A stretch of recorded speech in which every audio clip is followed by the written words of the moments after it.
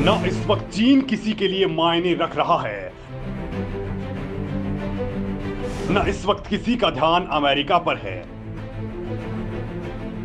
न रूस से कोई बात करना चाहता है, न यूरोप खींच पा रहा है किसी का ध्यान।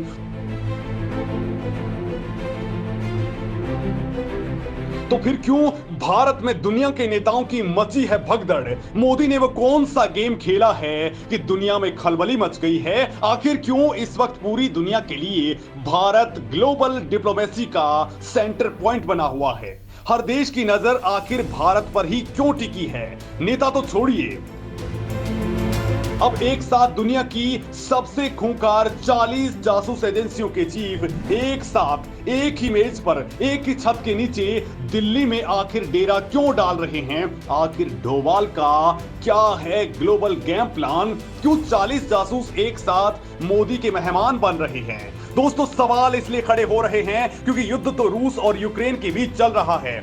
चीन से टेंशन में ऑस्ट्रेलिया, जापान और अमेरिका हैं। इजराइल इस वक्त फिलिस्तीन की टांगे तोड़ने में लगा है, तो खाड़ी देश कट्टर इस्लाम का चोला छोड़ सॉफ्ट इस्लाम का रुख अपना कर इजराइल के यहां सजदा करने लगे हैं। यूरोपीय देश रूस के सामने रंगे शियार नजर आ रहे हैं, लेकिन भारत अंतरराष्ट्रीय मंच पर सबसे दमदार उपस्थिति दर्ज करवा रहा है।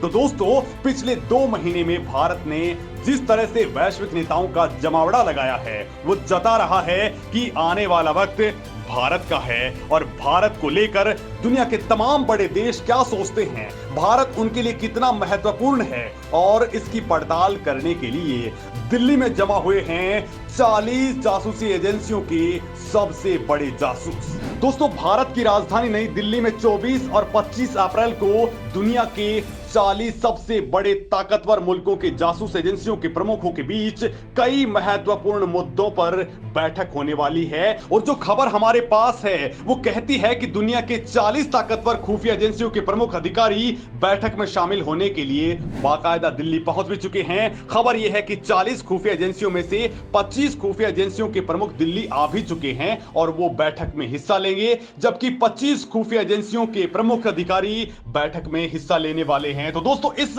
सम्मेलन का आयोजन देश की खुफिया agency research and analysis wing यानी रो, राष्ट्रीय सुरक्षा परिषद सचिवालय एनएससीएस ने किया है, जो राष्ट्रीय सुरक्षा सलाहकार यानी एनएसए अजित डोभाल को डायरेक्ट रिपोर्ट करती है। दोस्तों, खुफिया रिपोर्ट्स की अगर हम माने तो इस बैठक में हिस्सा लेने के लिए कनाडा, फ्रांस, जर्मनी, यूएई और कई दूसरे एशियाई और यूरोपीय देशों की खुफिया एजेंसियों के प्रमुख नई दिल्ली पहुंच चुके हैं।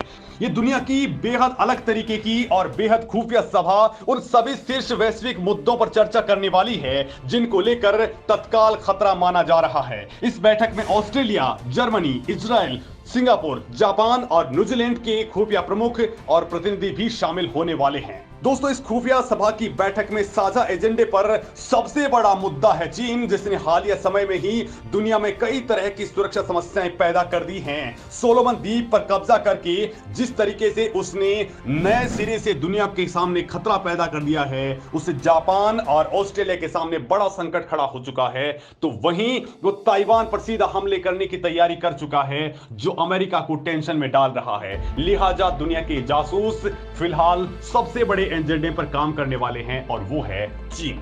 वहीं दोस्तों, चीन के अलावा इस बैठक का मकसद अंतरराष्ट्रीय सुरक्षा साझेदारी में भारत के महत्व का सीधा सीधा संकेत भी है, क्योंकि दोस्तों, जासूसी एजेंसियों के प्रतिनिधि भारतीय समकक्षों और राष्ट्रीय सुरक्षा सलाहकार अजित डोभाल से बातचीत करने वाले हैं। दोस्तों, भारत पहुंचने वाले सुरक्षा एजेंसियों के अधिकारी 25 अप्रैल को नई दिल्ली में आयोजित हो रहे रायसीना डायलॉग में भी शामिल होने वाले हैं, जिसमें मुख्य अतिथि के तौर पर यूरोपीय आयोग की अध्यक्ष उर्सुला वॉन डेर लेयन शामिल हो रही हैं। इस खुफिया सम्मेलन को वार्षिक म्यूनिख सुरक्षा सम्मेलन और सिंगापुर के शांग्रीला संवाद की तर्ज पर तैयार किया गया है, जिसमें ज्यादातर पश्चिमी देशों और उनके सहयोगियों के शीर्ष खुफिया और सुरक्षा संगठनों के प्रमुख और उप प्रमुख शामिल होते हैं। दोस्तों, भारत में पहली बार हो रहे इस तरह के सम्मेलन में 40 खुफिया एजेंसियों के प्रमुखों की बैठक ठीक उस वक्त हो रही है जब पूरी दुनिया का ध्यान यूक्रेन युद्ध पर है। तो वहीं चीन फिलहाल सोलोमन आइलैंड पर डील करके दुनिया के सामने नया विवाद खड़ा कर चुका है, और वहीं दोस्तों, भारत इस वक्त दुनिया में शांति लाने के प्रयासों में जुटा हुआ है। भारतीय विदेश मंत्रालय 25 अप्रैल को रायसीना डायलॉग का आयोजन कर रहा है, जिसमें दुनिया की राजनीति और हर क्षेत्र के अर्थशास्त्री शामिल होने वाले हैं। साल 2016 से लगातार आयोजित हो रहे रायसीना डायलॉग का उद्घाटन भारतीय प्रधानमंत्री नरेंद्र मोदी करेंगे, जबकि यूरोपीय आयोग के अध्यक्ष उर्सुला वॉन डेर लेयन मुख्य अतिथि होंगी। भारतीय विदेश मंत्रालय ने इस मामले में कहा है कि इस बैठक में Argentina, Armenia, Australia, Guyana, Nigeria, Norway, Lithuania, Luxembourg, Madagascar, Netherlands, Philippines, Poland, पुर्तगाल और स्लोवेनिया के विदेश मंत्रियों के साथ 90 देशों और बहुपक्षीय संगठनों के लगभग 200 वक्ता हिस्सा लेने वाले हैं। वहीं खुफिया बैठक को लेकर अधिकारियों ने कहा है कि इस सम्मेलन का इरादा आपसी अभिवादन नहीं, बल्कि इसका उद्देश्य एजेंसियों के बीच एक अलग तरह की योजना बनाने की है और माना यह जा रहा है कि इंडो पैसिफिक और चीन को ध्यान में रखते हुए इस अहम बैठक का आयोजन किया जा रहा है। मोदी डिप्लोमेसी के सेंटर पॉइंट में है और इस वक्त जो ग्लोबल गेम भारत के जरिए खेला जा रहा है, सारी दुनिया उसके सामने ही गोल गोल घूम रही है। तो मान सकते हैं कि आने वाला भारत किस लेवल पर आगे बढ़ने वाला है। दोस्तों, इस मामले में आप क्या सोचते हैं? क्या मोदी को अब चीन को घेरने के लिए इसी तरह की रणनीतियों पर लगातार काम करना चाहिए या फिर अमेरिका के बहकावे में नहीं आना चाहिए?